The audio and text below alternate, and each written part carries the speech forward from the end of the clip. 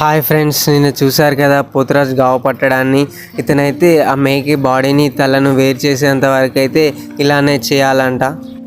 అదైతే చాలా గట్టిగా ఉంది. అతనైతే చూడండి ఎలా అంటే చాలా ప్రయత్నిస్తున్నాడు. లాస్ట్కి అయితే ఆ మేక నరం అనేది బయటకు వచ్చింది. ఆ మేక నరం బయటకు వస్తే మేక తల అయితే వేరైనట్టేనంట. దాన్ని పట్టుకొని అయితే గుడి ముంగటికి వచ్చి ఎలా తిప్పుతున్నాడో చూడండి దాన్ని.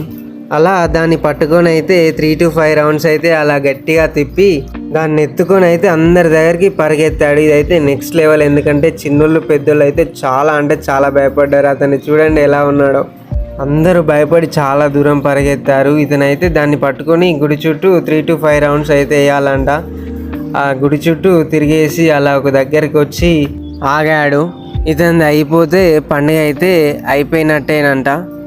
ఇతనిది అయిపోగానే అందరూ అయితే బోనాలు తీసుకొని ఇంటికి బయలుదేరారు.